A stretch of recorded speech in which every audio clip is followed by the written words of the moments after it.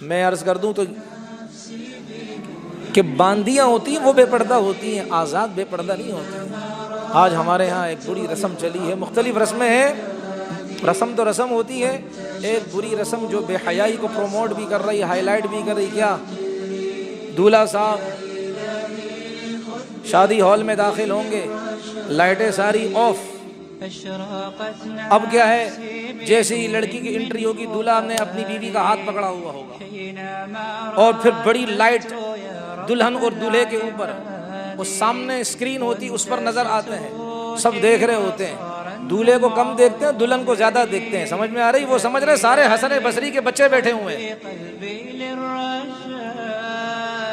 وہ یہ سمجھ رہے کہ سارے جو نا اس کو بڑی پاکیزہ نگاہوں سے سارے تہجد میں دھل دھلا کر آ کے بیٹھے ہوئے ہیں۔ ارے بھائی تجھے کم دیکھیں گے نمونے، اس کو دوسری کو دیکھیں گے زیادہ۔ اور بعض جگہ میرے وہ طلبہ ہیں، انہوں نے مجھے تو عجیب بات بتائی، میں اس وقت سے پریشان ہوں، یا اللہ یہ بھی ہو رہا ہے۔ میرے طلبہ نے مجھے کہا استاد جی اب تو ایک اور ہے کہ دلہا سب کے سامنے اپنی دلہن کو اٹھا کر لے کر جاتا ہے گھر پہ، چوتھے مالے پر اگر دلہن رہتی ہے اس کو اٹھا کر لے کے جاتا ہے۔ میں نے کہا اس کمبخت اگر زمین پر ہوگا تو پھر بھی اٹھا کر لے کے جاتا ہے، ہوگا گڑے میں ہو تو یوں پھینکے کہ صحیح ختم ہو جائے، تحت الثری تک پہنچ جائے۔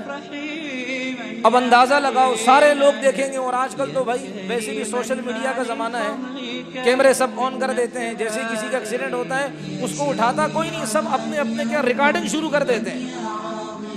وہ بیچارہ مر رہا ہوتا ہے، اس کو ویورز کی بڑی لعنت ہو ایسی ویورز شپ پر بھائی، کہ مسلمان بھائی تڑپ رہا ہے اور یہ کیا کر رہے اپنی ویورز بنانے کے کیا ہے چکر میں ہیں اپنے، تاکہ اسے ڈالر ملیں گے، اس کو ڈالر محبوب ہے، اپنے نبی علیہ السلام کو امتی محبوب نہیں، جو تڑپ رہا ہے برسر راہ برسر عام سب کے سامنے۔ تو اب جب سب کیمرے نکالیں گے یہ اپنی دلہنیا کو اٹھا کر لے کر جا رہا ہے، میں نے کہا وہ بھائی وہ اگر 80 اور 100 کلو کی نکلی اور دولہا بیچارہ اس جیسے ہوا، جو بیٹھا ہوا قاری صاحب کے ساتھ یہ یاسین، پھر کیا ہوگا؟ اور اگر اس کا الٹا کر دیں بھائی، رسم تو رسم ہے نا، رسم میں تو عقل نہیں ہوتی نا۔ اگر 10 سال بعد یہ معاملہ آئے کہ بھائی دلہن اپنے دولہے کو اٹھائے گی تو پھر یوسف کو اٹھا کر دکھا دے،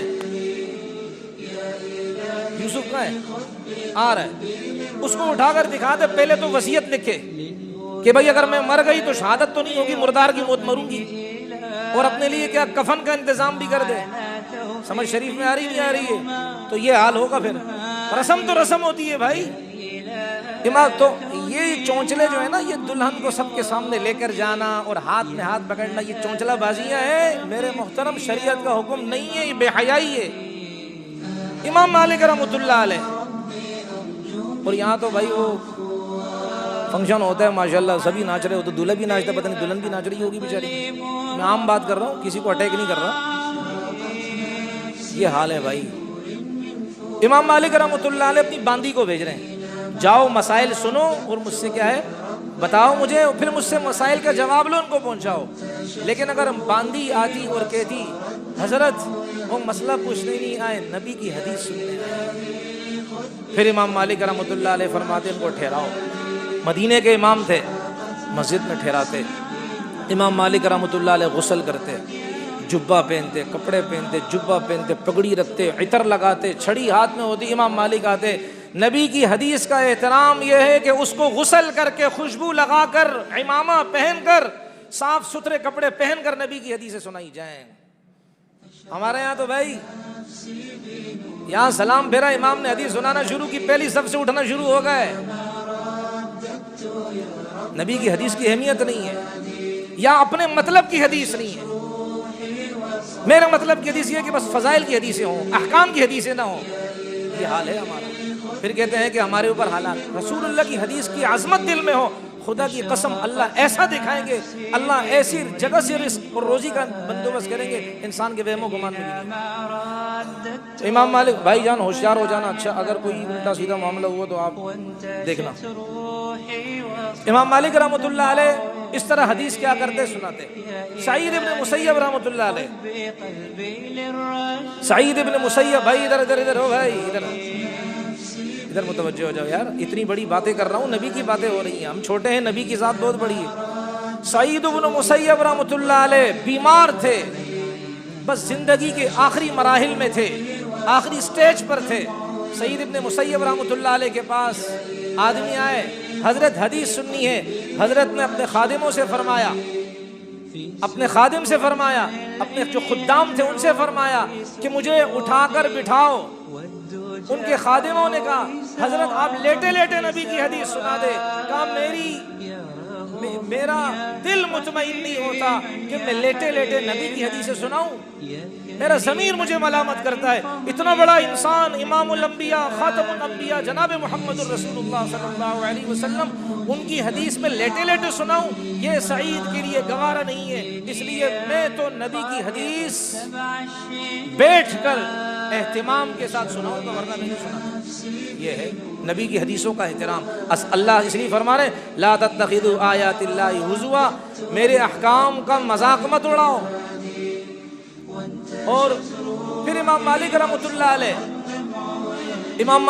اللہ علیہ جب حدیث بیان کرتے تھے ان کے چہرے کا رنگ تبدیل ہو جاتا تھا،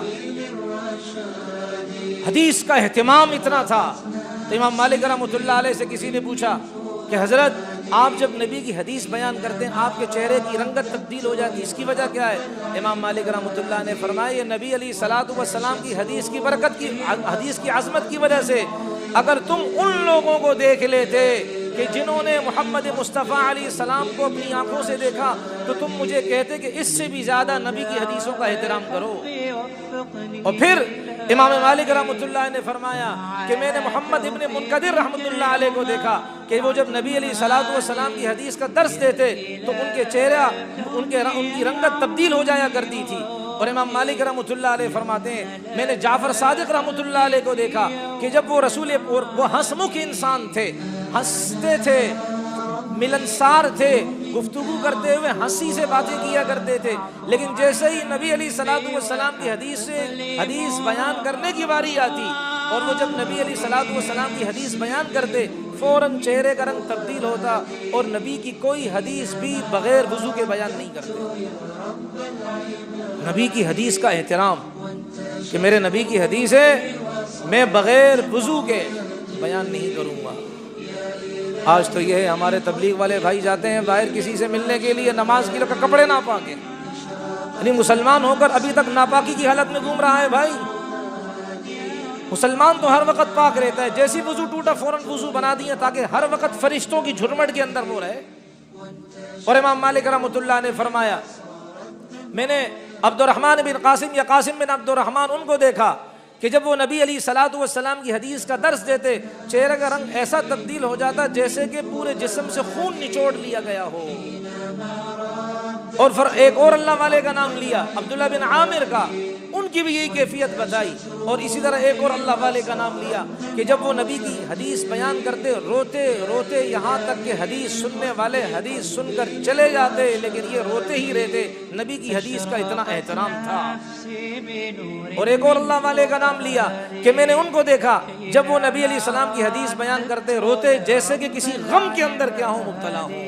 یہ رسول پاک علیہ السلام کی حدیث کی برکت اور آپ علیہ السلام کی حدیث کی عظمت ہے۔ تو جو چاہتا ہے کہ میں شریعت کے احکام کو دل و جان سے مانوں، پہلی بات یہ ہے کہ نبی کی عظمت دل میں پیدا کرے، پھر شریعت کے احکام پر چلنا آسان ہوگا۔ آیتوں کا احکام کا مذاق نہیں اڑائے گا، خصوصاً شادی بیاہ کے موقع پر مذاق اڑاتے ہیں۔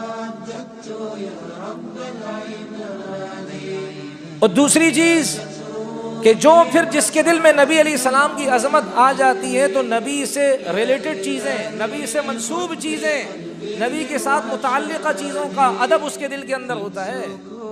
جیسے کہ نبی علیہ الصلوۃ والسلام سے منسوب چیزیں کہ مکہ، مدینہ، نبی علیہ السلام کا شہر، نبی علیہ الصلوۃ والسلام کا حجرہ مبارک، گھر مبارک، نبی علیہ السلام کی قبر مبارک، یہ نبی علیہ السلام سے متعلقہ چیزیں ہیں، انسان ان کا ادب کرتا ہے۔ امام مالک رحمۃ اللہ علیہ کا مشہور واقعہ ہے نا کہ امام مالک رحمۃ اللہ علیہ اپنی سواری پر مدینہ طیبہ میں سوار نہیں ہوتے تھے۔